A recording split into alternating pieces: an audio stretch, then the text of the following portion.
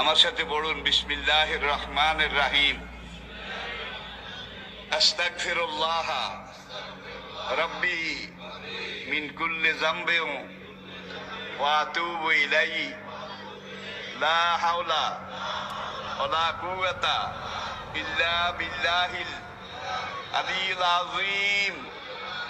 তাওবা ইয়া আল্লাহ, তাওবা ইয়া আল্লাহ, তাওবা ইয়া আল্লাহ, তাওবা ইয়া রাব্বি, লা ইলাহা ইল্লাল্লাহু মুহাম্মাদুর রাসূলুল্লাহ।